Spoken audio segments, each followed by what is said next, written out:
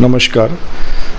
अखिल भारतीय काँग्रेस कमिटीने संपूर्ण देशामध्ये संघटन सुजन अभियान राबवलं.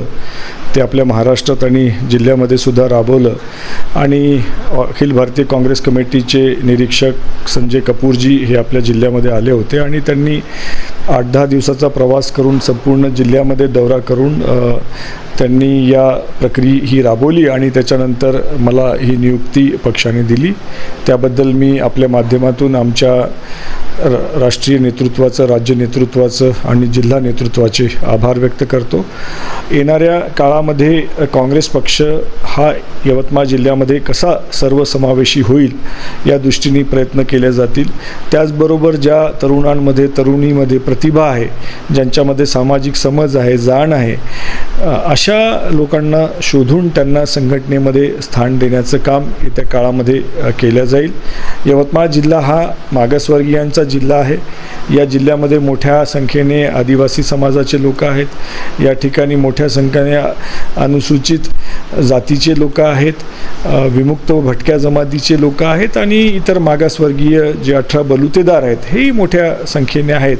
आणि या सगळ्या वर्गाला जे त्यांचे घटनात्मक अधिकार आहेत ते त्यांना कसे मिळतील, ज्या काही शासनाच्या वर्तमान योजना आहेत, कायदे आहेत, त्याचा लाभ त्यांना कसा मिळेल आणि त्यांचं कसं जीवनमान उंचावू शकेल यासाठी देखील काँग्रेस पक्ष जो आहे तो येणाऱ्या काळामध्ये जिल्ह्यामध्ये चांगल्या पद्धतीने काम करेल.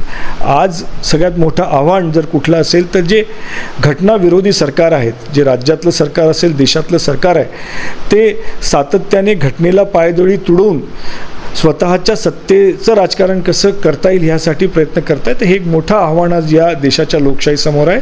तर त्या आव्हानाच्या दृष्टीने देखील येणाऱ्या काळामध्ये काँग्रेस हे नियोजन पद्धतीने या सगळ्या गोष्टींना काउंटर करण्याचा निश्चित प्रयत्न करणार आहेत. याशिवाय अनेक ज्या गोष्टी आहेत, आज काँग्रेस कार्यकर्त्यांच्या कार्यासाठी काही बेसिक इन्फ्रास्ट्रक्चरची गरज आहे, ते देखील कसं आम्हाला उभारता येते हे देखील या ठिकाणी आम्ही करू. आणि अशा अनेक जे बाबी आहेत की ज्यावरती येणाऱ्या काळामध्ये काम करण्याची आवश्यकता आहे आणि त्या अनुषंगाने काँग्रेस पार्टी आता येणाऱ्या काळामध्ये सगळ्या मुद्द्यांवरती जे आहे हे जिल्ह्यामध्ये काम करेल. आणि एक चांगला विरोधी पक्ष आणि एक चांगलं काँग्रेस पक्षाचं संघटन, जे संघटन या जिल्ह्याच्या नागरिकांच्या प्रती ज्याचं उत्तरदायित्व राहील, अशा प्रकारचं एक संघटन हे काँग्रेस पक्ष येणाऱ्या काळामध्ये निर्माण करेल. सध्याच्या राजकीय परिस्थितीवर जर विचार केला तर अनेक असे प्रश्न आहे. महागाई आहे, बेरोजगारी आहे, शेतकरी आत्महत्या आहे, शेतकऱ्यांना न मिळणारा शेतमालाचा भाव, त्याच्यानंतर खताचं होणारं अनेक अन्यायकारक गोष्टी असताना काँग्रेस जनतेच्या प्रश्नापासून दूर करणे असा काँग्रेसवर नेहमी आरोप होतो. तर या सर्व गोष्टींना तुम्ही कसे सामोरे जा? निश्चित अशा अनेक गोष्टी आहेत की ज्या सरकारच्या धोरणांमुळे आज समाजाच्या अनेक वर्गांमध्ये जो रोष सरकारप्रती आहे, मग शेतकरी असतील, बेरोजगार असतील, युवक असतील, वेगवेगळ्या ज्या वर्गांसाठी संवैधानिक बजेट आपल्या सरकारमध्ये होतं ते बजेट देखील यावेळी हे सरकार देऊ शकत नाही आहे. अशा प्रकारच्या अनेक गोष्टी आहेत आणि या गोष्टी आम्ही मुद्देसूरपणे त्या वर्गासमोर मांडू आणि निश्चितपणाने त्याच्या विरुद्ध एक जनाक्रोश निर्माण करण्याचं काम आम्ही करू. आणि काँग्रेसची आता ही भूमिका राहणार आहे की त्यांच्या नेतृत्वात आम्ही जी आहे ही मी मोठी अवेअरनेस कॅम्पेन करून त्यांच्यासोबत आम्ही काम करू. निश्चितपणाने ती आमची जबाबदारी आहे, परंतु हे नेतृत्व काँग्रेसनीच नाही तर त्या घटकावरती अन्याय होतो. त्या घटकाच्या नेतृत्वामध्ये येणाऱ्या काळामध्ये काँग्रेस त्यांच्याबरोबर उभी राहील आणि या सगळ्या गोष्टींना वाचा फोडण्याची आवश्यकता आहे आणि ती येणाऱ्या काळामध्ये गंभीरपणाने करू.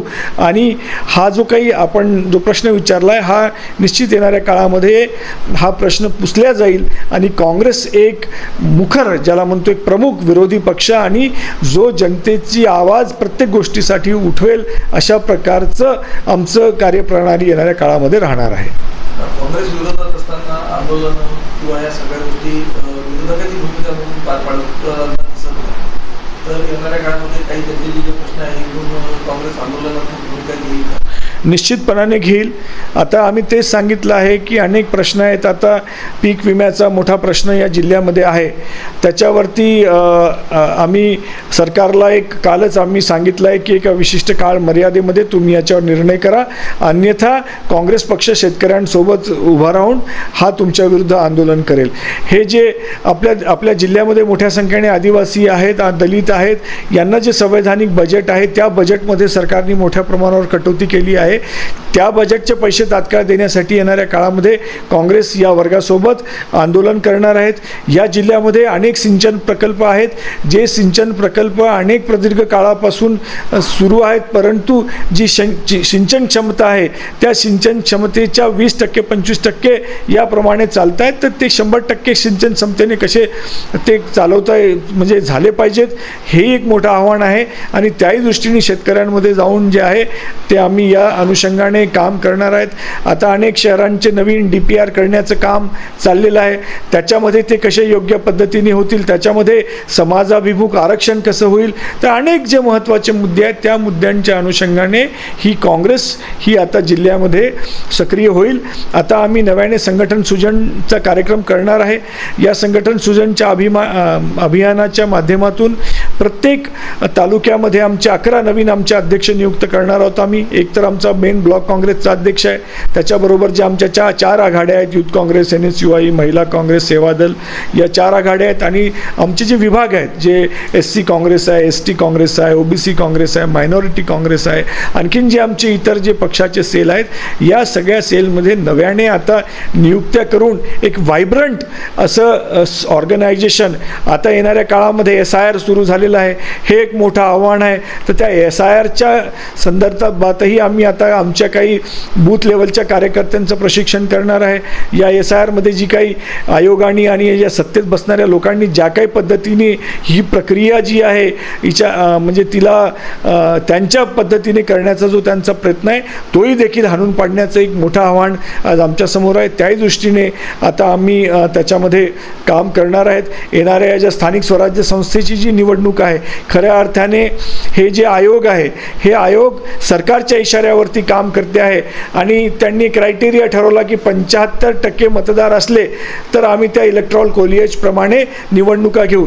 परंतु जर त्याचा जर खऱ्या अर्थाने म्हणजे रिप्रेझेंटेटिव्ह फॉर्म ऑफ जर लोकशाहीचा जर विचार केला तर या जिल्ह्यामध्ये 21% लोक हे शहरी आहेत आणि जवळपास 79% लोक हे ग्रामीण म्हणजे लोकसंख्येचे आहेत.